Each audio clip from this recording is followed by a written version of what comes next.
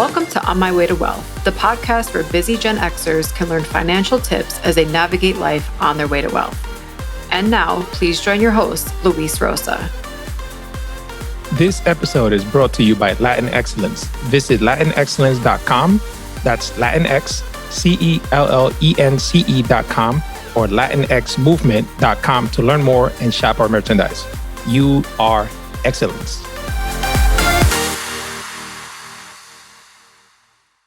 Hello, everyone. Welcome to another episode of On My Way to Wealth. My name is Luis, and I'm your host. Hispanic Heritage Month is upon us, and I'm doing this special episode for the entire month where I'm highlighting individuals that are having great impact in the community. So before I introduce my very special guest and friend, I'd like to tell you a little bit about Hispanic Heritage Month and how it came about.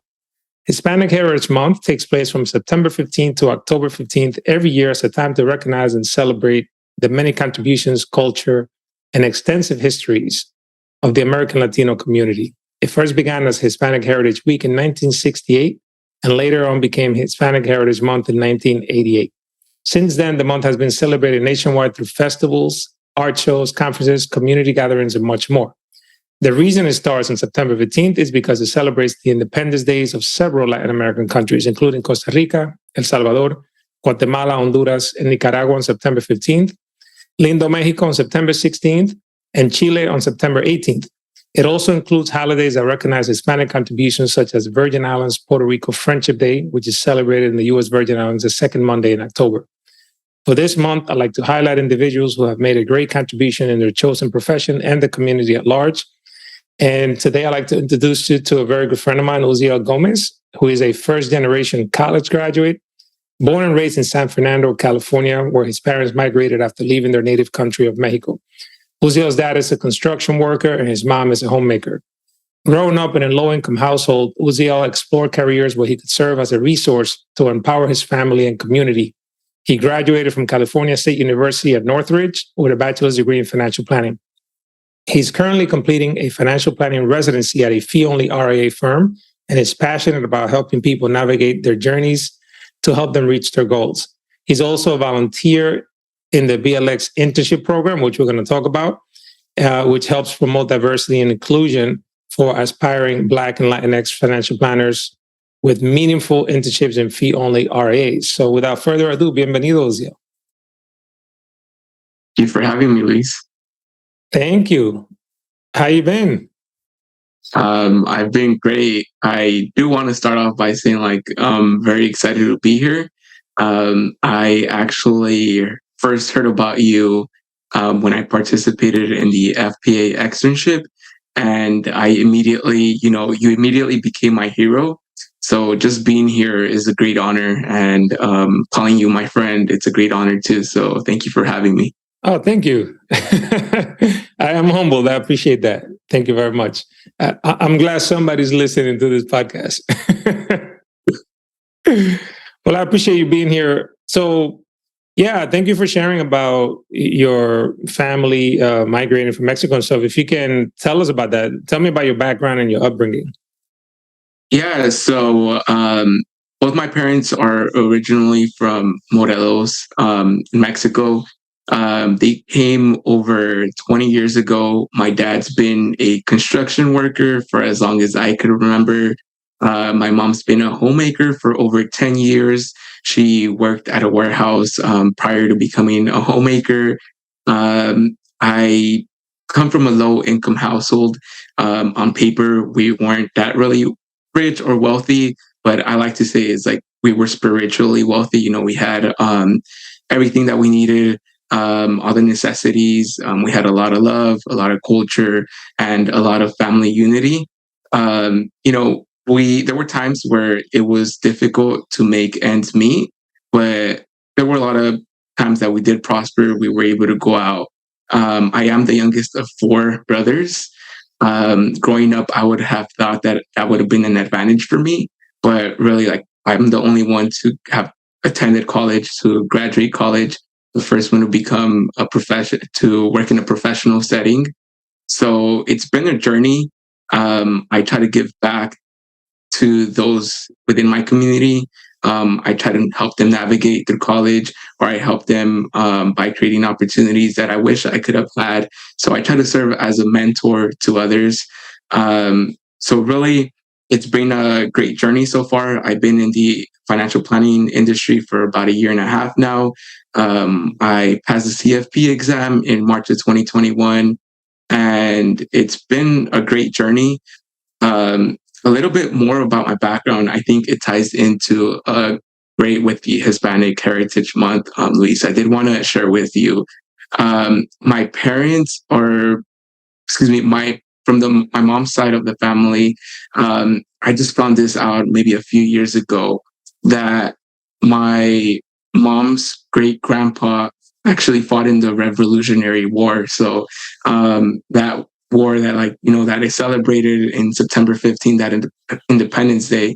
My great great grandpa actually fought. He was a colonel for Emiliano Zapata, and I've never heard or seen the picture in clearly, but there's this within my family. They say that there's a picture of him with Emiliano Zapata. So I just wanted to share that with you. It's an amazing story. Wow. And That's amazing.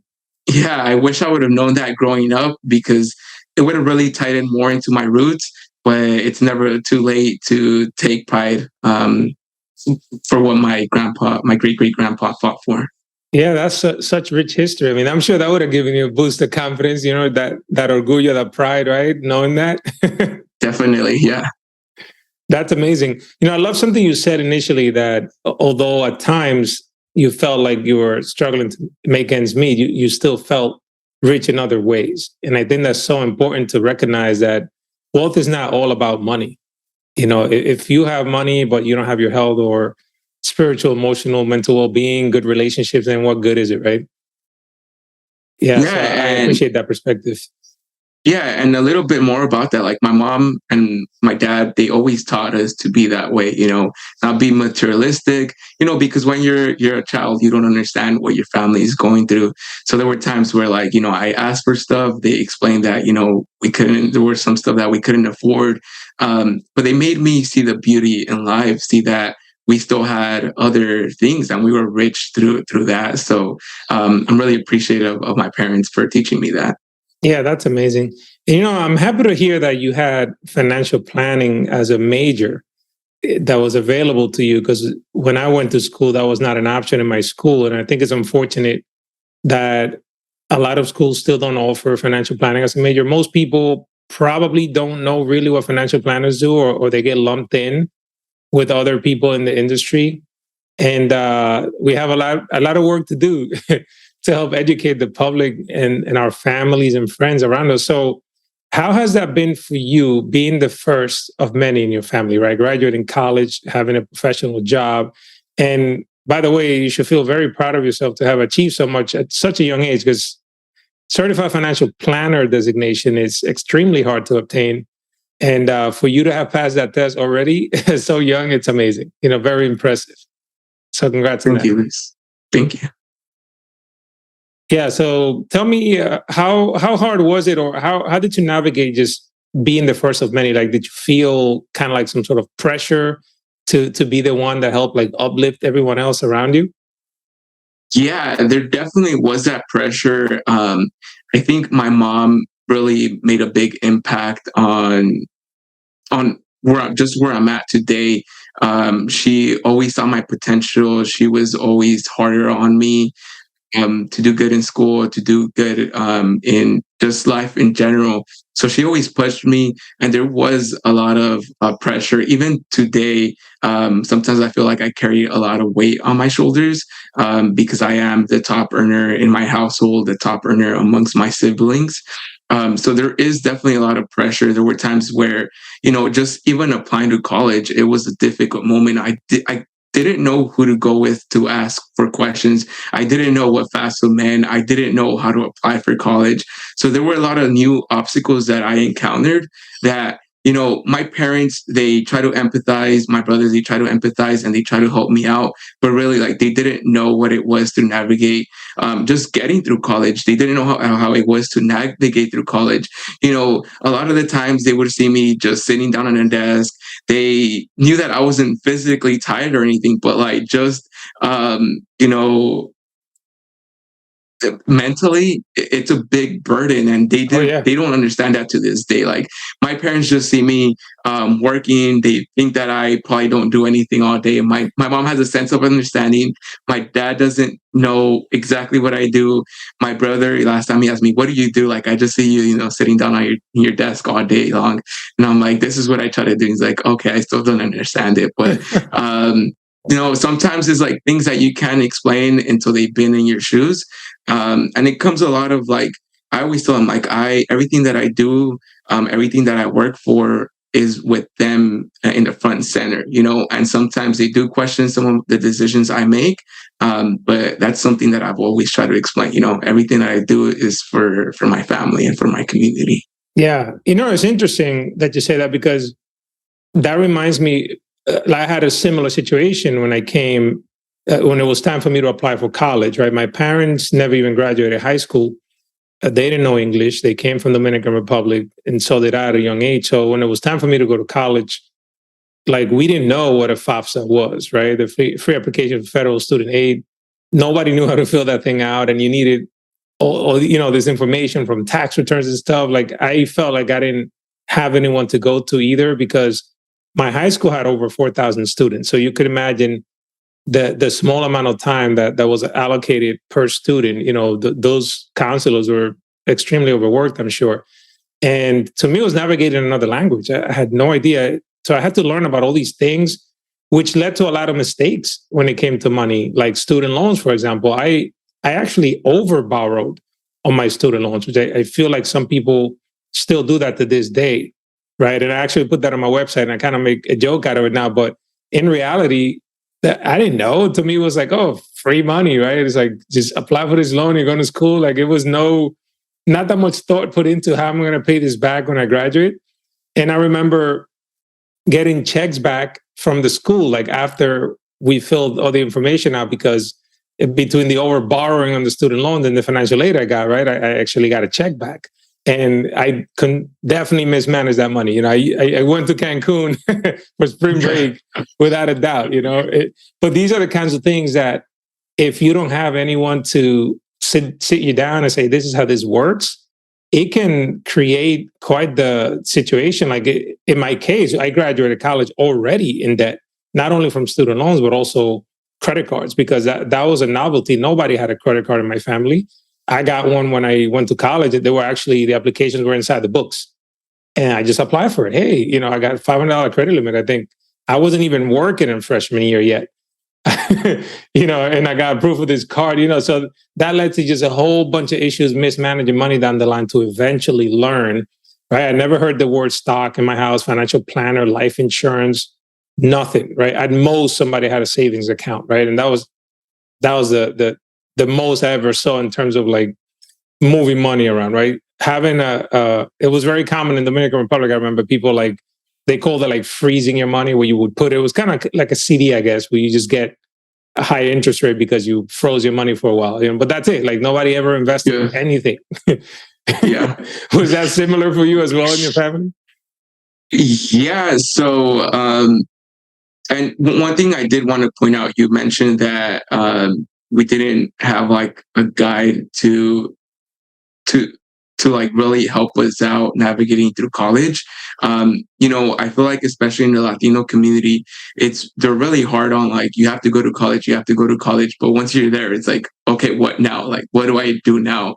And I just really wanted to say that, because sometimes as a first generation, it could be hard because your family, your older generations that have migrated from Mexico, they say like, if you don't go to college, you're not going to be successful, So for me, it was really hard because they kept telling me, like, pushing me, like, you have to go to college. If not, you're not going to be successful. But once I was there, like, I didn't know what to do. So just something I did want to say. But regarding your other question, my mom was always a great saver. We survived the '08 recession because of her. We survived 2016 because of her. We survived COVID because of her. My earliest money memory, Luis, is that I would see my mom in her room counting the rent money. And she would always say this, like, gracias a Dios que puse este dinero porque no lo hubiéramos hecho para la renta. So thank God I set this money off to the side. If not, we wouldn't have made it for the rent. So there was two things that I got from that. It's like, you always pray to God that, you pray to God for the best outcome, but you also have a plan and you set money off to the side. So my mom always taught me to have an emergency fund. That's one thing that she always instilled in me. So I'm always grateful for that. But like you said, it didn't go beyond that. Like, my mom was just telling me the other day that she would send money back home to invest. She would give the money to my grandpa so that he could invest it. He was well versed with money back in Mexico, but my grandpa passed away, and my mom doesn't know where that money went. So, imagine if my mom would have had a resource. Imagine if someone in the family like myself would have told her, like, hey, there are these other options here in the US. These are the risks that you are taking with sending money back home. You might not see it again. This might happen. This other, like, show them the different options. And that's really why I do what I do, why I got into this industry. So I could be a resource to my family, to my community, so they could come and ask questions. And so I could help them to navigate that life beyond just making ends meet. So yeah, there was a lot of that, Lise, definitely. Yeah. And yeah, I like what you're saying, because then it's like we have to go from just getting by to creating wealth and then continuing that through the next generation, right? So every generation is not starting over from scratch. How to make that transition, right? And sometimes mentality has a lot to do with it, right? It's hard to snap out of something you've known your whole life. I've experienced that as well. As you mentioned, I was like, wow, I've known so many people that have sent money back to the Dominican Republic to a family member, and it gets lost, man. It's like you think you're like investing in this construction project, and like it's very unfortunate, like when it comes to money, and like, because some people do what they got to do to get by, and I've seen that happen to way too many people. So it's crazy, man. So what keeps you motivated now? It's definitely my family, my community. Now that I've entered the industry, really, and I've told you this, Luis, I've shared this with you, that I'm passionate about finding a way how I could have a direct impact within my community. How could I bring back what I've learned, and how could I share that with them? So that's really what keeps me motivated. Helping out my parents. My dad just turned 60 a few months ago, and he is undocumented. He doesn't have a retirement plan. I like to say me and my brothers are the retirement plan. So, helping them out and helping out my community, that's what really keeps me motivated. Yeah. Yeah. So you have quite the journey, right? Because you're not only building wealth for yourself, but then also making sure you bring your family up with you. So as a younger kid, I'm sure that's even more pressure. Definitely a lot of pressure. Yeah. And, I'm so happy to hear about your mom. Like, even though, because, in your bio, you said my mom's a homemaker, but yet she was able to put money away, right? Because she probably saw, like, you know what? Dad's working, right? But I'm going to take some of the money he makes and kind of just force him to save without him knowing, right? And she administered all the finances. And and I was just having this conversation with her the other day, and I told her, like, my dad's always had that mentality of, like, I gotta live today because tomorrow's never promised. And she corrected me, and she told me, like, your dad's the one that taught me how to save, how to put money away. And I'm like, wow, I would have never thought about him in that way. But how interesting. I have yet to have that conversation with him. Very interesting. Yeah, I mean, I think the mentality is very common of living for today. And obviously, I think there's a way to balance it. But I think a lot of it comes from the experiences that they went through. So a lot of the times might be, hey, I know so-and-so retired and they died 2 years later, so I'm just going to enjoy myself now, kind of thing. But yeah, I remember my grandfather used to say, you always got to leave something for Pola, right? And people were like, who the hell is Pola? And it was just Pola mañana, like for tomorrow. He's like, you got to leave something for Pola, and I remember that kind of stuck with me. Like, you have to save for a rainy day, right? Like, because tomorrow, yes, it's never promised, but what if you don't die? You don't want to be living in your car in the 60s, right? Yeah, exactly. Yeah, so it's amazing. But I'm very glad that you were able to learn yourself all these things and then be able to bring that back to your family and your community to help uplift them. There's so much work to do, right? When you look at the numbers in the Latino population in terms of the wealth gap in the United States, we're so big in numbers. We're probably the race that starts the most businesses, but there's a disconnect for sure, So that's why we're here, right? So me and you and we're making a debt. Yeah. Yeah. Which is why, I think it's a great segue for talk about the Blx Internship Program that we're both a part of. So the Blx Internship is a program that we started a few years back to help Latinos and Latinas and just Latinx in general and Blacks that would like to be financial planners, right? So it's for students and career changers that would like to enter the industry. And I think that's one of the ways that we can give back is by multiplying ourselves, right? Providing opportunities for people to be matched with a firm that is about financial planning. They get paid during the summer, and a lot of those people end up entering the career where they normally would not have had that opportunity, right? So providing the direct channel. So you've been instrumental in helping us grow the program and continue to expand as the internship coordinator. So tell us, it's just a little bit of the work that you do with Blx and the interns. Yeah, so I think we all wear a lot of different hats in the internship program. So I really just help out in the back end of the program. I first started off kind of like as the admin assistant. Since Leisha joined, she's now taken over that role. So right now I'm just currently helping out with the outreach to universities, to students. I think my favorite part is serving as a resource to the interns. I love when they come in as well. Yeah. So I love when they come and ask me questions like, where could I apply for a scholarship, or just like any questions about like taking the CFP exam, or like starting in a new role, or even like just preparing for a job interview, or even where to look for a new job. That's what I love to do. I love to hear their stories and share my story so that I could empower them. I talked about that. I learned about you through the FPA externship, Luis.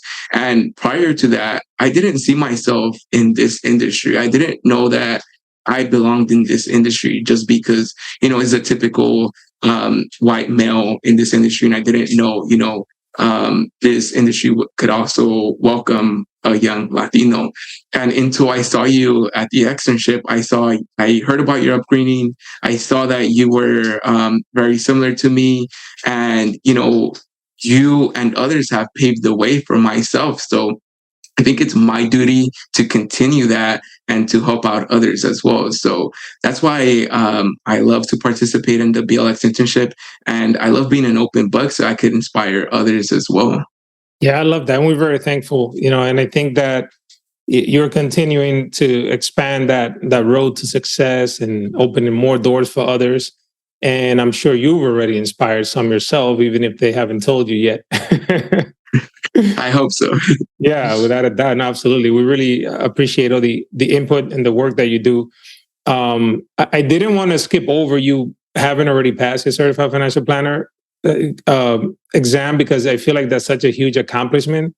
So tell me how the process of leading up to that. How did you just everything you put in, your sweat, blood, and tears, as they say? How hard was it just leading up to it, the studying for it, and so on? Yeah, so I started studying for it towards the end of my senior semester. So I started studying for it in November of 2020, I believe. And I had to take a break because I had finals and I had so much else going on in school that I said, like, I took a step back and I said, I have to graduate first before I could actually pursue this, because if I don't graduate, then there is no CFP designation. So I stopped that. I prioritized, college and finishing that strong. But, at the same time, I had just been cleared. I had just had a surgery and I had just been cleared right around December. So, I was still coping with some of that. I was studying for the CFP exam and I was wrapping up finals. And then from all of like December through March, that's all I did. That became my entire life, just studying for the exam.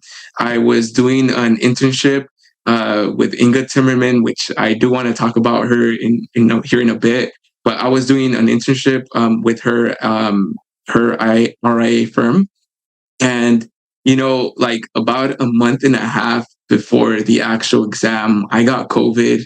I wasn't going out at all, and like I contracted COVID, and really it didn't take.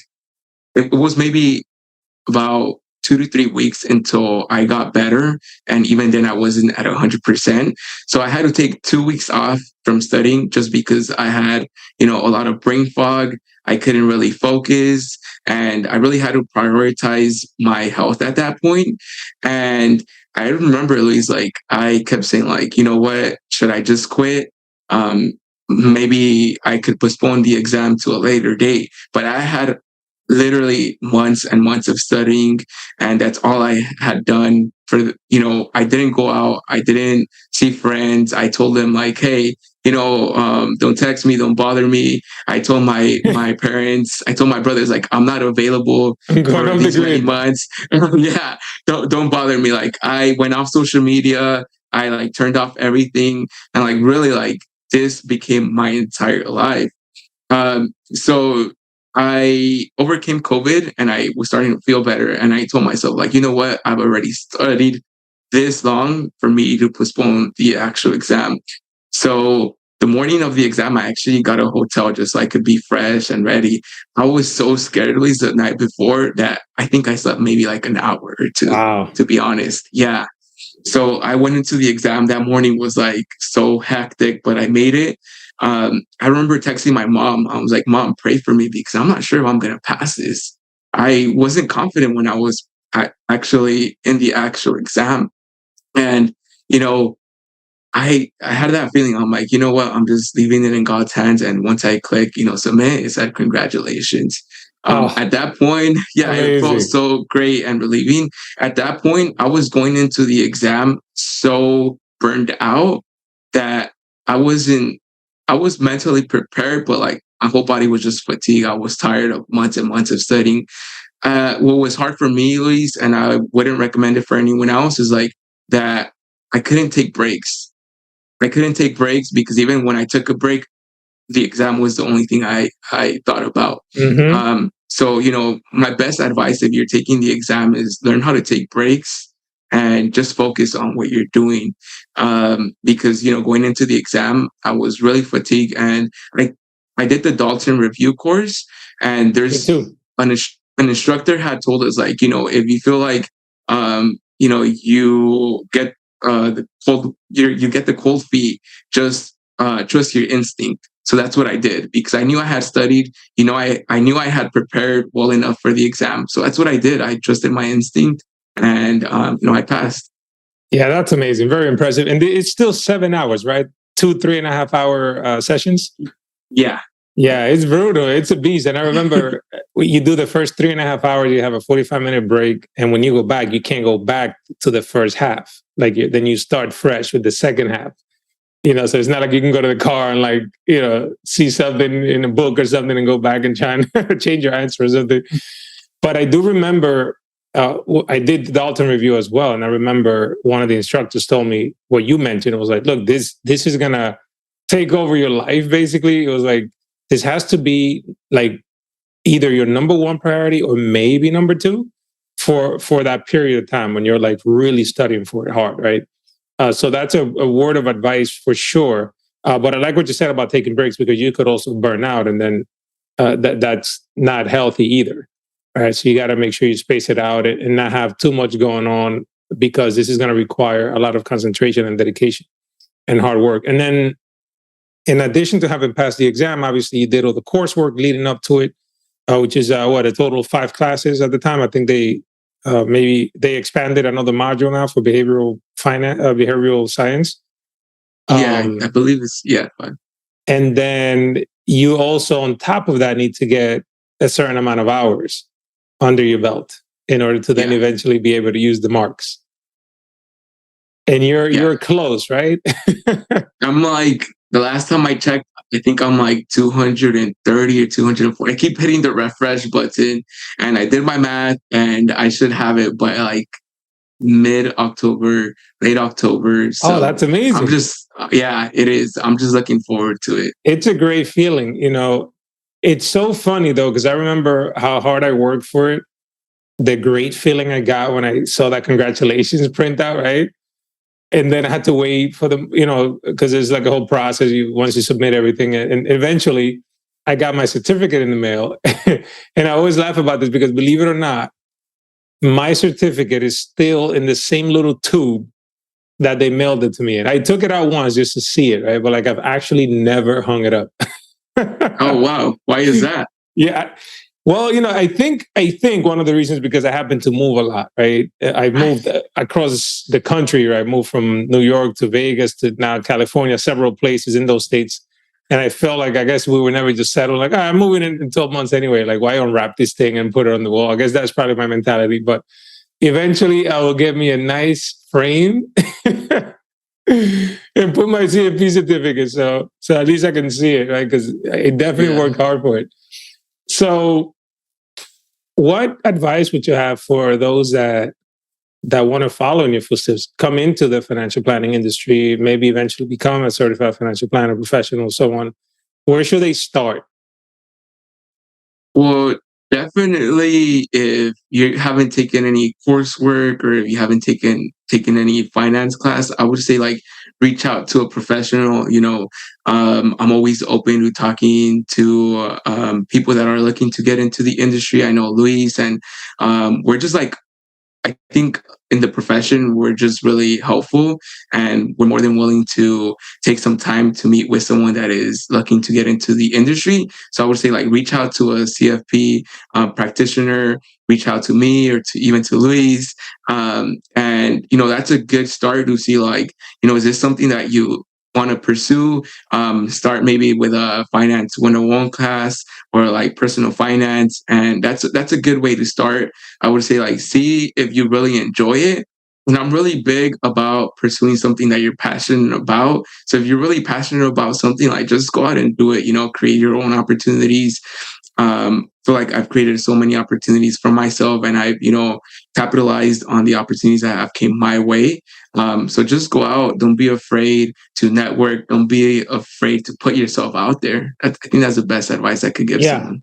That is excellent advice. It's so true. I wish I would have known that even sooner in my career, because you're right. I find that in this particular part of the business, of the industry, with financial planners, right, that are focused on holistic financial planning, it's completely different, and people are very willing to help you out.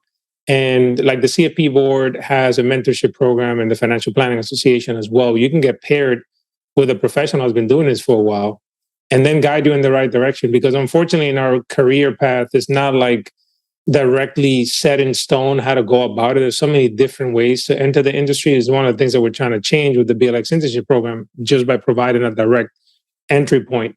If you want to be a doctor or a lawyer, you know exactly what you need to do, right? But that's not necessarily the case with financial planning. There's so many ways that you can, some people come in through the insurance side, some people from the sales side, and so on, and eventually find their way. So that is excellent advice. And don't be afraid to network, be on LinkedIn, join groups. There are plenty of Facebook groups out there, like the Financial Planning Association, for example, has a great Facebook group where you can just join it and network with peers. Nobody sees themselves as competition. Everybody's always sharing ideas, very willing to help.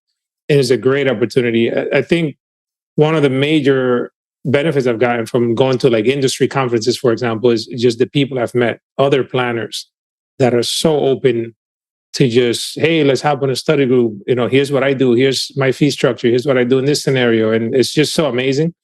And it's one of the things I love, especially now that things are starting to open back up and conference season is upon us. I look forward to that without a doubt. Yeah. So thank you for sharing that. Of course. Yeah. So tell me, what is your vision like in 5 years? I know you have a lot of a desire to help the community. So what do you see yourself doing like 5 years, 10 years from now in terms of that? Yeah. So right now, what I'm trying to work towards, and I've spoken to you about this, Luis, in the past, is that I'm trying to launch seminars or workshops at the church I attend, just to talk everything finance, to help my community to get a better understanding and eventually be able to connect their values, connect their goals and their beliefs with their finances. So that's something that I'm not sure yet when I would like to launch that. I would like to say early next year, but there's so many moving parts with that, and like so many different things going on my personal life and also on the career side. So just trying to find time to do that is something that I envision, and really like it even goes beyond that, whether it's at the church I attend or anywhere else within my community. I want to build eventually a network of professionals that we could really help out within our community. And that was really inspired by one of a good friend of mine, that she learned that I was pursuing a financial degree, and she told me like, there's a lot of resources that we could use at the church. And she told me like, I'm trying to bring in a lot of professionals so that these resources could be available to the people, because we could really use them. So that's really what I want to do in the long run, is put something together where we could really be of resources to our community, and 10 years, it's something that's been lingering around. I'm not too sure, but I do envision starting maybe like a nonprofit organization where I could charge a very affordable fee to low income households. I'm thinking someone like my parents. Imagine if that was available to my mom and they knew about it, because I know there's programs out there, but I want it to be like something local, something that I could market towards, here in the LA area or in the San Fernando Valley area, where I could say like, hey, this is available. This is at a very affordable rate, and come and take advantage of it. Because imagine if my mom would have had a resource like that, I think we would have been prospering. I mean, I feel like we're already prospering because of where I'm at, what we have in life, but financially prospering, and we would be building generational wealth. I love that. That's so impactful, man, because you have a very strong why, and you want to then just share it with your community. So I love that. I want to take you back. You had mentioned your internship that you went through yourself with Inga. So tell me how impactful that was for you, and how did that come about? Yeah, it's very interesting, Luis. Like, I've always had a very distinct mentality. So I had just joined the financial planning program at CSUN, and I actually had a desk job on campus, and I was in my desk job and I was checking out my student email, and I see a message from Inga saying like, there's this financial coaching opportunity for the Vita Clinic. If you're interested, email me. Preference goes out to those that speak Spanish. And I was like, yes, I'm going to do it. And then they said, preference goes out to graduating seniors. I think I was a sophomore going into my junior year when I was going to apply. And I remember telling myself, like, I was fully discouraged about, seeing that preference going out to seniors. And then she sends out another email saying that she hardly got any applicants. And I'm like, you know what? What's the worst thing she could tell me? No. Like, that's the worst thing I could get, like, is a no. So, yeah. So I'm like, you know what? I'm going to give it a shot. I joined the Zoom call, and the first thing she asked me, like, "Do you speak Spanish?" I'm like, "Yeah." She's like, "Okay, great, because you're the first one I've interviewed today that speaks Spanish." So I think I had gotten the job just from there. Nice.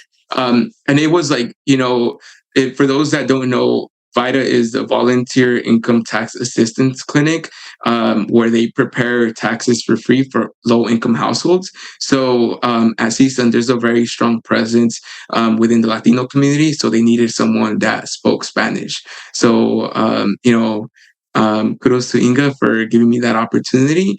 So I interned for her for a few months through that program, and she was the immediate supervisor. So I would send my weekly reports, like, I helped out this person, I helped out that person, and I gave it my all, Luis. Like, I gave it my all. At that time, I didn't know that Inga had her own fee only RIA firm. So, but I gave it my all just because I knew she was well connected within the industry, and I told myself she could be a great point of a reference. So what ended up happening was that she emailed me asking me what my next step was going to be, and I told her, like, well, there's no opportunities. The pandemic had just started. Everything had shut down and closed, and all of the places I was applying to, they revoked, and they just said, like, there's no opportunities until further notice because of the pandemic. So she told me that she had something lined up for me, and I didn't know, but it was through her own firm. So I interned for her from maybe like August 2020 through March of 2021 until I joined my current role. But really, Luis, she served as an amazing mentor. She was a great resource. I had access to all of the financial planning software, to all of her spreadsheets since day one. She taught me so many different things. And, like, I like to say, like, Inga kickstarted my career, and she is one of my biggest blessings because she took a chance on me and she gave me an opportunity. There's hundreds of people in the financial planning program at CISA, and like, for me, like, I questioned it at that time. I'm like, why did she choose me? Why did she choose me? And like, now I know why she chose me. And I'm forever grateful for Inga for giving me this opportunity. She helped me out so much, and I could only say nothing but good things about her. Yeah, and it goes back to what you said a little while ago, is that you created your own opportunity as well. Because opportunity doesn't always come knocking, right? Like, you have to go out there and get it. So you say, I'm going to volunteer for this program, even though I don't meet the qualifications as far as like the priority is concerned. And then you say, what's the worst that could happen? If I don't ask, it's already a no. So might as well just ask, right? And then you showed how invaluable you are, which led to another opportunity, unbeknownst to you, in the middle of the pandemic, where so many people lost their opportunities that they had lined up, right? Including yourself. A lot of places just revoked, which is then the birth of the FPA externship, which was an amazing opportunity for people who lost the opportunity that they had lined up for that summer. So shout out to Financial Planning Association, Hannah Moore as well. It's a great, excellent program. And and then Blx, right? Created yet another avenue, specially cut out for Black and Latinx students and career changers. So all of us together, right, helping move the needle.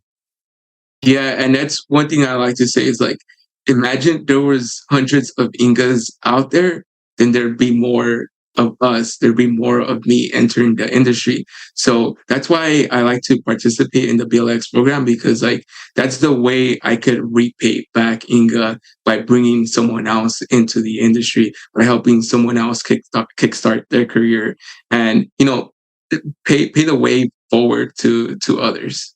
Yeah, and when I hear those success stories, that I'm just like, wow, because it's great to see, like, we had this hunch, right? Like, okay, we know that we're underrepresented in this industry big time, and we wanted to help increase the numbers and the access. And then when we finally get to do that, and we see the impact we've had on both sides, because it's not only a one-way street, right? Like Emlyn likes to say, it's not a charity case. It's actually just providing an at-bat for somebody, right? Give them an opportunity to show. And the firms had also provided us with great feedback of a great talent pool they got that they didn't even know existed before, right? Or didn't know where to go and get it. So it's amazing. So we're super excited about the Blx Internship Program. We'll put a link in the show notes, but if you want to learn more about it, applications are actually coming up soon. So for both firms and interns, blxinternship.org, there's plenty of ways to help. So if you're a financial planning firm, you can get an intern. We accept all kinds of monies from individuals, corporate sponsors. It's a 501c3. So definitely check it out, blxinternship.org. So tell me, Uziel, do you have a superpower? Or if not, if you had the option of having one, what would it be? Do I have a superpower, like an actual ability superpower, or just like a Like superpower what is as a the human one being? thing that you feel like you just like completely I shine at? I feel like I'm good at empathizing and really being there for someone. Definitely, it could be a very good superpower, but sometimes it could be draining. But I try to balance it out for sure. Yeah, it's funny though, because when you look at heroes, I think their superpower is also draining, right? Because Yeah, they give so much of themselves. Yeah. So yeah. let's talk about a couple of fun things, man. So tell me let's talk about food real quick. I know that when we were going to meet last time, you were going to bring me something that I had not tried yet. So I'm still looking forward to having those. But tell me, what is your favorite dish? And definitely still owe you that, Luis. So I'll bring it to you sooner or later. Um, so my favorite dish is my mom's enchiladas. Green sauce, they're the best ever. I'll tell her to make them every so often, every day if possible, but that's definitely my favorite dish. Yeah. Nice. Awesome. And you said green is your favorite, right? Yeah. There's usually two camps, right? Some people are red sauce, some people are green sauce. Yeah. Usually, like if I go to a restaurant, I'll ask for the red sauce just because the green one is typically not that great. Gotcha. But when it's at home with my mom, I ask for green sauce for sure. Yeah, because it depends exactly, right? Like the chile she uses and all that. Yeah. All right. Now, another important question: corn or flour tortillas? Both. It just depends what you're eating. We were at the restaurant the other day and you told me like which one should I choose? And automatically, if I'm a big food person, so I had to look at your dish, like what's gonna complement that the best. And your dish was straight corn. So definitely just depending on what it is. Gotcha. No, touche, man. Well said. No, I appreciate that. So wanted to ask you, what is something that you want to leave people with? Let's say you got into an elevator with somebody and they were not going to see you again or know your name or be able to look you up. What is something that you've learned throughout your life that you'd like to pass down and say, hey, here's some nuggets of wisdom that I would love for everybody to know if I had just a short moment to say that. I like to say like go and explore different things, try out different things. You're never gonna know what you're passionate about. Go and find your passion and see how you could turn that into a career or hobby. I like to say like go out, create your own opportunities. The worst thing you could get is a no. Network a lot and really like just put yourself out there. Find your passion. Find something that you love to do so that you could go out and inspire others, go out and do what you love to do.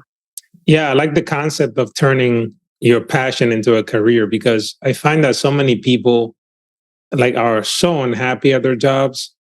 And you spend most of your day at work, right? Or working from home. So if you don't love what you do, I mean, that's a really huge chunk of time out of your day to not be happy consistently over and over, right? For at least 5 days a week. So absolutely, man. If you can just explore and eventually land at your passion and then turn that into a career, that'll be amazing. So thank you for sharing that. Where can we find you on social media if anybody wants to reach out to you? Where do you live on social media? And we'll share the links in the show notes as well. Yeah, you could find me on LinkedIn at Uziel Gomez. That's Uziel and Gomez with a Z at the end. I just I just actually just started a Twitter account a few Welcome to Twitter. A few weeks ago. Yeah, thank you. So I don't know my handle yet. I think I did provide that on the notes. Yeah, but, follow me so I can follow you back. Yeah, for sure. Yeah. Yeah, no, for sure. I found that in this field, Twitter is where it's at, in terms of networking with other advisors, people in the industry, media, for example, like it's Twitter, the professional side as well. You could do LinkedIn. And then if you want to have a little fun with it, then it could be probably Instagram, where you can have like personal photos and see what people are doing like in their actual personal lives, But yeah, I found that Twitter was very resourceful for just connecting with people. I mean, I've met so many great people just off of Twitter that eventually turned into relationships, and then we would end up meeting at a conference or something. I was like, wow, like this is crazy. Like we've been like Twitter friends for like years, and finally we meet, right? And so it's amazing. Yeah, I think it's a great networking opportunity as well for those that want to be in this industry. Yeah. So, well, thank you very much for joining us today and sharing your trajectory and just things that you've learned and your words of wisdom. You're young, but you have accomplished a lot, and I'm super excited to continue to see the impact you will have. And as always, I'm here to cheer you on and support you in any way I can. Yeah, no, thank you for having me, Luis. And like I said, thank you for opening up the door for people like me to enter this industry. Thank you for the work you're doing at the Blx Internship Program and everything else that you do with the show, with your firm. Thank you. Well, my pleasure. I'm glad that you mentioned that because, believe it or not, there are days when I felt like throwing in the towel too, man. It's rough out here, man. Trying to build a business and wear so many hats, because as an RIA owner, I'm not just a financial advisor, right? I'm a bookkeeper, I'm a compliance person, I'm a marketing person, I'm a podcaster, right? Like there's just so many things to do. So there's some days, man, you have your days but listening to you and say, hey, listen, I found out about you through this thing and you've motivated me to follow this. And, that gives me what I need to say, you know what, just suck it up and continue to do it, man, because this is bigger than me, right? So thank you so much for that as well. Thank you for sharing that. Of course. Well, thank you, everyone, for tuning in. Be sure to stay tuned in for other episodes for Hispanic Heritage Month. I have a lineup of great guests, as you've seen so far. So I appreciate you. If you have any questions, send an email, luis@onmywaytowealth.com, and I'll see you in the next episode. Thank you for listening to On My Way to Wealth. If you have any questions, please send me an email at luis@onmywaytowealth.com. The information provided here is for information and education purposes only. The opinions expressed herein are solely those of myself, unless otherwise specifically cited. Material presented is believed to be from reliable sources, and no representations are made by my firm or myself about other parties' information or accuracy or completeness. All information or ideas provided should be discussed in detail with a financial advisor, accountant, or legal counsel prior to implementation. Thank you.